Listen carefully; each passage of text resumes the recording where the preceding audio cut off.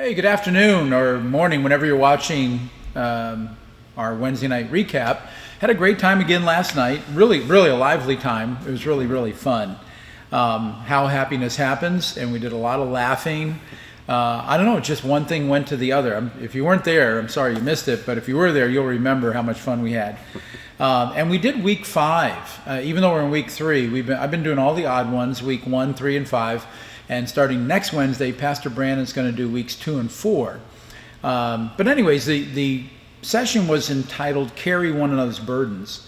And Max Lucado began with Paul's verse out of Galatians chapter 6, verse 2, which says, carry each other's burdens, and in this way you will fulfill the law of Christ.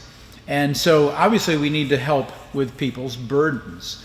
But I right from the get-go, I mentioned that Paul gave us a balance that's in the context of that first paragraph. And this is what he added. That was chapter 6, verse 2. This is chapter 6, verse 5 out of Galatians. He reminds us that each one of us should carry our own load. In other words, there's a balance of taking care of your own needs and then helping others. And, to cut this short, what that means is that if every one of us really did our utmost to carry our own needs, there wouldn't be any need. Right. Take care of your own needs, then if someone actually still can't, then you jump in. Yeah. And I think so often people look to the church to meet their needs. Mm-hmm. And that's really not how it's supposed to be done. I know we've felt that way for a long time. Most people assume if I've got a need, I need to go to the church. And so I began last night's session reminding people you need to go to those closest to you first, that families should rely on families. And then if there's more need, then you look for assistance to the church. And I'll say more about that in a minute, and if you have something to jump in with. What was the phrase you used about, you talked about a scenario and you said that rather than just doing for them, they taught them to fish. Yeah, I mean, it's that old phrase, right. Give a man a fish, you feed him for a day. Right. Teach him how to fish, you feed him for a lifetime. Right. And so, what I brought up was the benevolence committee at church. When someone comes to us, one of the questions on our form is, have you sought help from family, from other institutions? Because the church, believe it or not, is not meant to be a welfare institution. Right. There's other needs that we have to work on besides finance. Unfortunately, there are professional people that know exactly what they're doing and who they're going to take advantage of. They're good at it. Yeah. We talked about street corner people, these people that come and, I was saying that right now the job climate is such that people are desperate for employees to come, and people are out on the street begging for money. Go get those jobs that people are trying to hire. But and we talked about it, your story is the same as mine, is that you're willing to do for them, but it's not monetary. They don't want the help. They want the money. It's an age-old problem. Yeah, absolutely. It really is. Absolutely. Yeah. But something along the lines of carrying burdens I was just discussing with you was when ministry, and not that any of us don't do this, but I found that when I did physical labor, for work, I could come home very tired, but I could sleep it off and get up the next day and, feel fresh again and go. And it's something about carrying burdens and on pastorally, just on your heart when you carry something for somebody, and many of you have been there, I'm sure. It weighs on you. It costs you sleep. It costs you time, and those sleepless nights where I'm just like, Lord, I just want to get back to sleep. But you can't. You press in and you pray, and sometimes you don't even know what you're praying for or who you're praying for. Yeah, I mean, if you have a true pastor's heart, you not only have your own issues to deal with, your own struggles with your own family, but your extended church family. When I know someone's having, they're going through a tough time, it's hard for me to go out and enjoy my day. Right.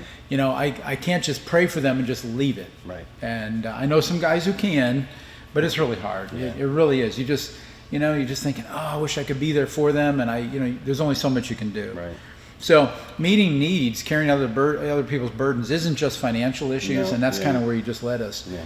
But there are emotional issues. And as I said the week before, it's oftentimes easier to write a check than it is to give of yourself to someone. But when you're carrying someone else's burdens, there are emotional issues that people need help with besides financial issues. Trying to think of some of the other areas. I had listed them. and people had a lot to just call out. help with bereavement, being there for people, coaching people through decisions. Right. You know, that takes time. And it's oftentimes not just one time, but trying to walk them through, just because they can't see with the clarity you might have from an outside view. Right. You do that with me all the time. And it's good. The secrets are coming out. No, I very much appreciate it. You give a different angle that I'm maybe not seeing. And sometimes, you know, you become a father to somebody that maybe, you know, their father isn't helpful or isn't around anymore. Well, you know, that could lead to a whole nother study.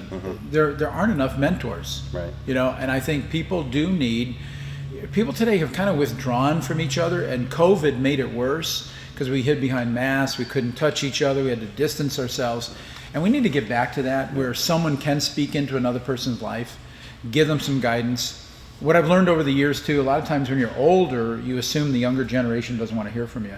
And the fact is they do. They just won't come to you because they're very sheepish about it.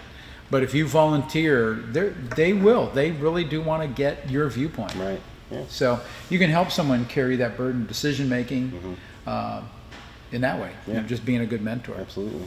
I want to say one thing, because we're going to close here pretty soon. We don't like these recaps to be too long. But I think when it comes to benevolence and carrying people's financial burdens, what people usually look at is the first day of the church, or first days of the church, when it says that, you know, those who had extra gave to those who had genuine need. And so we're kind of stuck there. But last night I read really one of the last things that Paul said. It was at the end of his ministry. He wrote Timothy, and he gave very direct and distinct guidance concerning taking care of widows who had financial need. And you ought to read it, and I'm going to give you the reference. It's 1 Timothy chapter 5, and it starts at verse 3 and goes through about verse 16 or so. And he says, you know, if a widow is young, she should remarry if she can't support herself. And back then they couldn't. A widow, if she has children, should do this.